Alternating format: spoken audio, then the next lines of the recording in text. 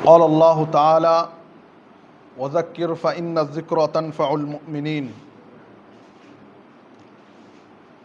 সমস্ত ধরনের প্রশংসা একমাত্র মহান আল্লাহ রাব্বুল আলামিনের জন্য। আলহামদুলিল্লাহ। অতঃপর দরুদ ও সালাম বর্ষিত হোক আমাদের প্রিয় নবীর উপর সাল্লাল্লাহু আলাইহি ওয়াসাল্লাম। আল্লাহ রাব্বুল আলামিনের আরও আমরা শুকরিয়া আদায় করি যে আল্লাহ রাব্বুল আলামিন রমজান মাসের শুরু থেকে নিয়ে প্রায় আজকে 19 তারাবি 20 তারাবি পর্যন্ত আল্লাহ রাব্বুল আলামিন আমাদেরকে সুস্থভাবে পড়ার তৌফিক দিলেন এবং আমরা আল্লাহ রাব্বুল আলামিনের নিকটে কামনা করি আল্লাহ রাব্বুল আলামিন যেন পুরো রমজান মাস যতদিন বাকি আছে ততদিনও যেন আমরা ভালো করে পড়তে পারি এবং মরা পর্যন্ত যেন আমরা এর উপর প্রতিষ্ঠিত থাকি। আল্লাহ তুমি আমাদেরকে তৌফিক দান করো, আমিন। আল্লাহ রাব্বুল আলামিন কোরআনের ভিতরে বলেছেন ওয়াযাক্কির ফাইন্না যিকরা তানফাউল মুমিনিন, যে তোমরা মুমিনদেরকে স্মরণ করিয়ে দাও, তোমরা মুমিনদেরকে স্মরণ করিয়ে দাও। কারণ ফাইন্না যিকরা তানফাউল মুমিনিন, যে জিক্র মানে মুমিনদেরকে স্মরণ করিয়ে দেওয়া, এটি মুমিনদের জন্য অনেক উপকারী হবে।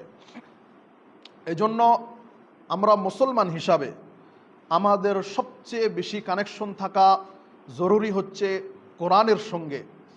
কারণ যেমনভাবে একটি ডিভাইসের জন্য, একটি ইলেকট্রনিক ডিভাইসের জন্য পাওয়ার হাউসের ব্যবস্থা করার প্রয়োজন থাকে, পাওয়ার হাউস বিনা সেই ইলেকট্রনিক ডিভাইস চলতে পারে না, তেমনিভাবে মানুষ মুসলমান কোরআনবিহীন মুসলমান চলতে পারে না। কোরআন পড়লে মানুষ বারবার মানুষের সামনে একটি বস্তু পরিষ্কার হয়, সেটি হচ্ছে মানুষ নিজেকে নিয়ে চিন্তা ভাবনা করবে যে আমি অনেক বস্তু নিয়ে চিন্তা ভাবনা করতেছি, তার মধ্যে আমি নিজে কতটুক দিন যাওয়ার সাথে সাথে আমি জান্নাতের নিকটবর্তী হলাম।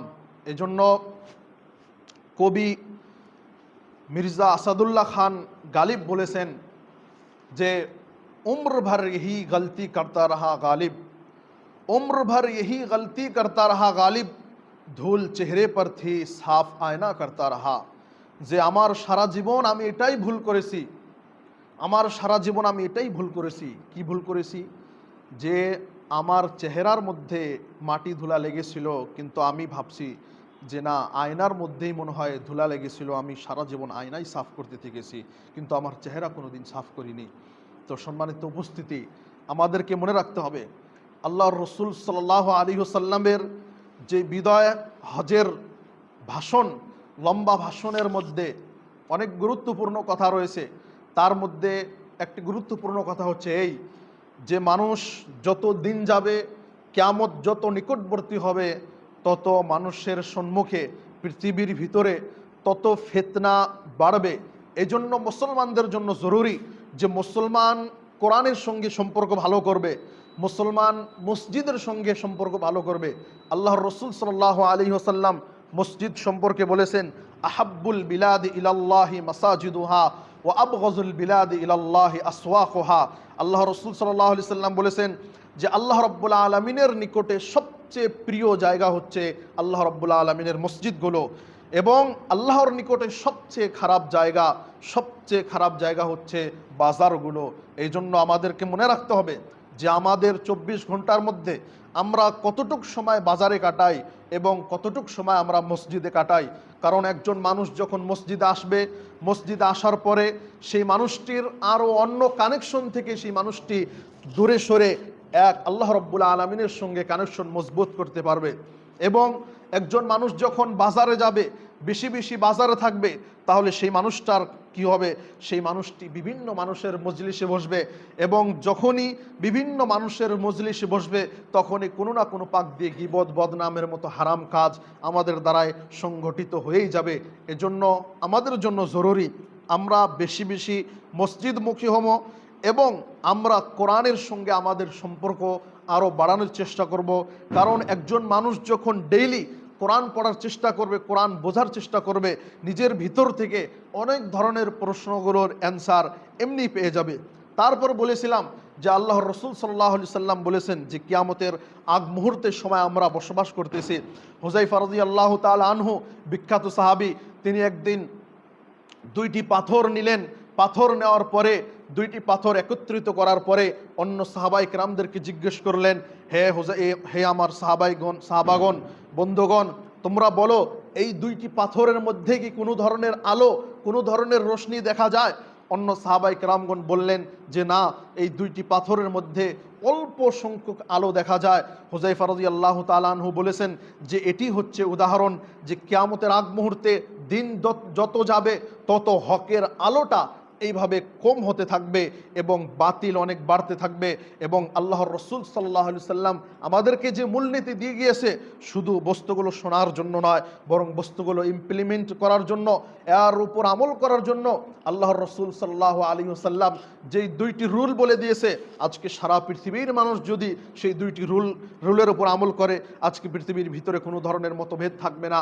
আল্লাহর রসুল সাল্লাল্লাহু আলাইহি সাল্লাম বলেছেন, তারাকতু ফীকুম আমরাইন লান তাদিল্লু মা তামাসসাকতুম বিহিমা কিতাবাল্লাহি ওয়া সুন্নাত নবী, যে পৃথিবীর মানুষ তোমরা শুনে রাখো, তোমরা ততক্ষণ পর্যন্ত পথভ্রষ্ট হবে না যতক্ষণ পর্যন্ত তোমরা দুইটি বস্তুকে শক্তভাবে ধরে রাখবে। যতক্ষণ পর্যন্ত তোমরা দুইটি বস্তুকে শক্তভাবে ধরে রাখবে ততক্ষণ পর্যন্ত তোমরা পথভ্রষ্ট হবে না। একটি হচ্ছে আল্লাহ রাব্বুল আলামিনের কিতাব, মানে একটি হচ্ছে কোরআন, এবং দ্বিতীয়টি হচ্ছে আল্লাহর রাসূল সাল্লাল্লাহু আলাইহি সাল্লামের হাদিস। মুসলমান যখনই এই দুইটি বস্তু থেকে দূরে সরে যাবে তখন মুসলমানের অধঃপতন শুরু হয়ে যাবে। এই জন্য কবি ইকবাল বলেছেন, সবক ফির পড় সদাকত কা শুজাআত কা, সবক ফির পড় সদাকত কা শুজাআত কা, লিয়া জায়েগা তুঝসে কাম দুনিয়া কি ইমামত কা। কবি ইকবাল বলেছেন যে মুসলমান আসলে, মানে এই শের, এই কবিতার যদি দুই লাইনের আমরা ব্যাখ্যা করতে যাই তাহলে এটির অর্থ হবে এই যে মুসলমানকে আল্লাহ রাব্বুল আলামিন দুনিয়ার ভিতরে বানাইছেন লিড করার জন্য, যাতে মুসলমান সারা পৃথিবীর মানুষের উপর রাজত্ব করে। আপনি দেখেন সেই আরব জাতি যাদেরকে দেখে সারা পৃথিবীর মানুষ ভয় করত যে এরা তো অন্যরকম মানুষ, এদের সাথে উঠা বসা মিলামিশি করা যাবে না, কিন্তু আপনি দেখেন আল্লাহর রসুল সাল্লাল্লাহু আলাইহি সাল্লামের এমন সোনালী শিক্ষা পাওয়ার কারণে তারা পৃথিবীর সবচেয়ে উন্নত মানের মানুষে পরিণত হলো। এজন্য আমাদেরকে আরও মনে রাখতে হবে যে মানুষ সময় যত পার হবে, তত দিন যত যাবে, কিয়ামত যত নিকটবর্তী হবে, তত আমাদের সামনে অন্য মাগরিবি তাহজিব যেটাকে বলা হয়, পশ্চিমা সভ্যতার যেই ইফেক্ট, ব্যাড ইফেক্টগুলো আমাদের মাথায় ধারণ করবে। আজকে এই জন্য আমাদের সবসময় মনে রাখতে হবে আমাদের সন্তান সম্পর্কে, আমাদের সন্তানদের সম্পর্কে আমরা সব সময় অ্যালার্ট থাকবো, সব সময় সচেতন থাকবো যে এই ছোট্ট ডিভাইস, ছোট্ট সোশ্যাল মিডিয়ার মাধ্যম দিয়ে আমাদের সন্তানগুলোর মাথায় এমন এমন ধরনের থিওরি, এমন এমন ধরনের বস্তু ঢুকানো হচ্ছে যেটা আমরা টেরও পাচ্ছি না।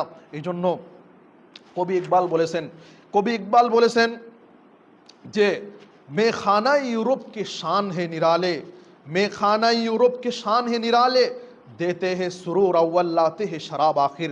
এটার অর্থ কি? মেখানা উর্দু বা ফার্সি ভাষায় বলা হয়, মেখানা বলা হয় মদখানা, মানে যেখানে মানুষ একসাথে বসে মদ পান করে সেই জায়গাকে বলা হয় মেখানা উর্দু ভাষায়। মেখানা ইউরোপ কি শান হি নিরালে, মানে ইউরোপের মদখানার, মদের আড্ডার শান, অবস্থা একদম নিরালা, একদম আলাদা, একদম ভিন্ন অবস্থা। কেমন ভিন্ন? লাতে হে সুরুর আউয়াল, দেতে হে সুরুর আউয়াল, লাতে হে শরাব আখির, মানে প্রথমে মজা দেয় তারপরে শরাব পান করায়। এটি কনটেক্সট কি, এর পিছনে কারণটা কি?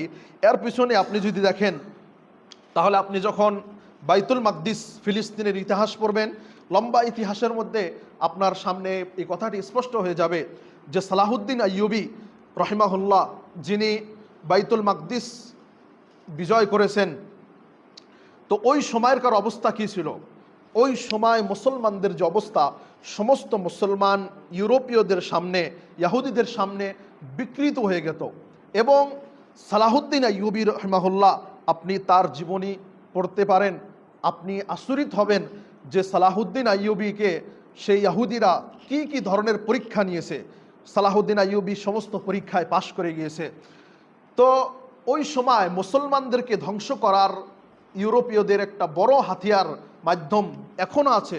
আল্লাহ রসুল সাল্লাল্লাহু আলাইহি সাল্লামও সেই কথাটি বলেছে যে মুসলমানদেরকে জাতিগতভাবে ধ্বংস করার ইউরোপীয়দের একটি বড় চাল হচ্ছে মহিলা।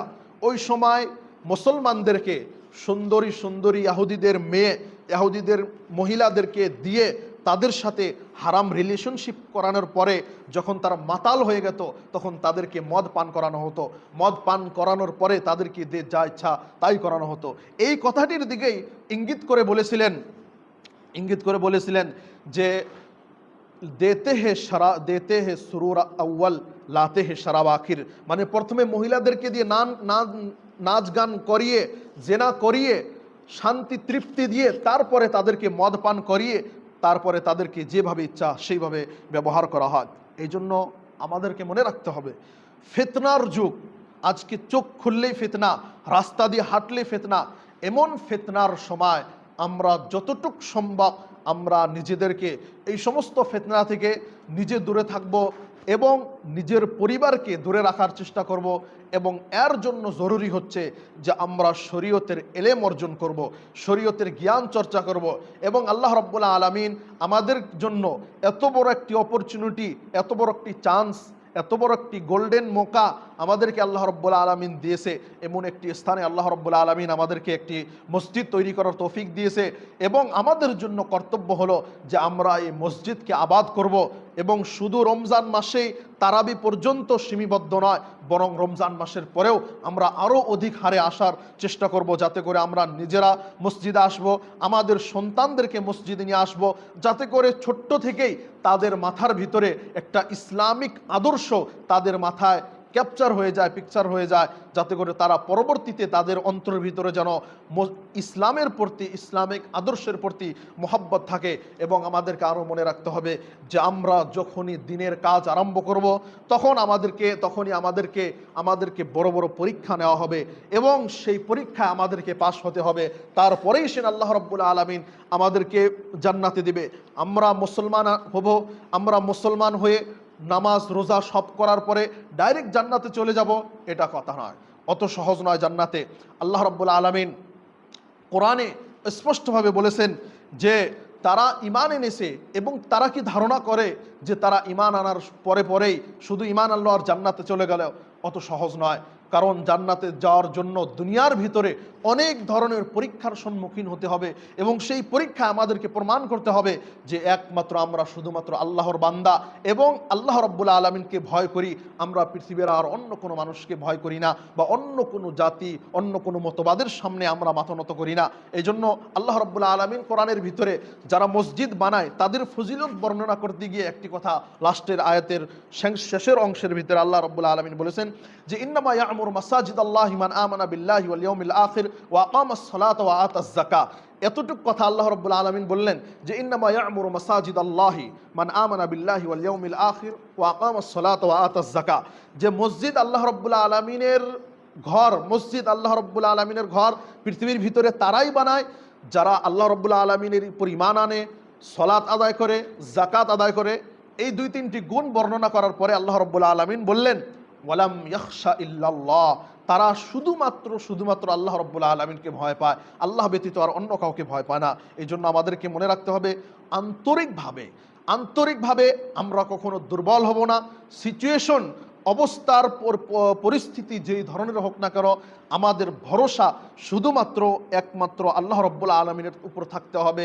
আর দুনিয়ার বাকি সমস্ত বস্তু হচ্ছে আসবাব, বাকি আমাদের ফুল ভরসা থাকতে হবে একমাত্র আল্লাহ রাব্বুল আলামিনের উপর। এবং আমরা আল্লাহ রাব্বুল আলামিনের নিকটে দোয়া করি, হে আল্লাহ তুমি আমাদের উদ্দেশ্যকে সাকসেস করো এবং আমরা যে উদ্দেশ্য নিয়ে এখানে একত্রিত হই বা হচ্ছি, আমাদের উদ্দেশ্যকে তুমি কামিয়াব করো এবং দুনিয়ার সমস্ত ধরনের ফিতনা, সমস্ত ধরনের বালা মুসিবত থেকে আমাদেরকে তুমি দূরে রাখো, আমিন। হে আল্লাহ আমরা যতদিন পর্যন্ত জীবিত থাকবো ততদিন পর্যন্ত আমরা যেন ঈমানের উপর জীবিত থাকতে পারি, আমিন। আমরা যখন মৃত্যুবরণ করব কালেমা নসিব হয়ে যেন আমরা মৃত্যুবরণ করতে পারি, আমিন। হে আল্লাহ কবরের প্রশ্নগুলো আমাদের জন্য সহজ করে দাও, আমিন। হে আল্লাহ কিয়ামতের দিন কঠিন হিসাব আমাদের জন্য সহজ করে দাও, আমিন। হে আল্লাহ আমরা এত গুনাহগার, তুমি যদি আমাদের হিসাব নিতে আরম্ভ করো আমরা তোমার হিসাবে পাশ করতে পারবো না, আমিন। হে আল্লাহ তুমি এই কারণে আমাদের হিসাবকে সহজ করে দাও, আমিন। এই জন্য আমরা এই দোয়াটি সবসময় পড়ার চেষ্টা করব। আল্লাহুম্মা হাসিবনি হিসাবা ইয়াসিরা, আল্লাহ রাসূল সাল্লাল্লাহু আলাইহি ওয়াসাল্লাম এই দোয়াটি পড়তেন, আল্লাহুম্মা হাসিবনি হিসাবা ইয়াসিরা, যে হে আল্লাহ তুমি আমার হিসাবকে সহজ করে দাও। আমরা আল্লাহ রাব্বুল আলামিনের নিকটে হিসাব সহজতা চাবো, আমিন। এবং আমরা যতটুক আমল করি ততটুক আমল যেন আল্লাহ রাব্বুল আলামিন কবুল করে, এর জন্য আমরা আল্লাহ রাব্বুল আলামিনের নিকটে বিনয় হব। আমরা নিজের আমলের উপর কখনো যেন আত্মার ভিতর থেকে আত্মিক অহংকার যেন না আসে। আল্লাহ রাব্বুল আলামিন যেন আমাদেরকে তৌফিক দান করে। কিয়ামতের দিন যে 7 শ্রেণীর লোকদেরকে তুমি তোমার আরশের নিচে ছায়া দিবে, আমাদেরকেও সেই 7 শ্রেণীর অন্তর্ভুক্ত করিও, আমিন। আমাদের ছোট ছোট সন্তানদের মাথায় ইসলামিক আদর্শর একটা বীজ তুমি রোপণ করে দাও, আমিন। এবং আমাদেরকে তুমি কিয়ামতের পরে হিসাব সহজ করে আমাদেরকে তুমি জান্নাতে উচ্চ স্থান দান করো, আমিন। ওয়া আখিরু দাওয়ানা আলহামদুলিল্লাহি রাব্বিল আলামিন। সুবহানা রাব্বিকা রাব্বিল ইজ্জাতি আম্মা ইয়াসিফুন ওয়া সালামুন আলাল মুরসালিন ওয়া আলহামদুলিল্লাহি রাব্বিল আলামিন।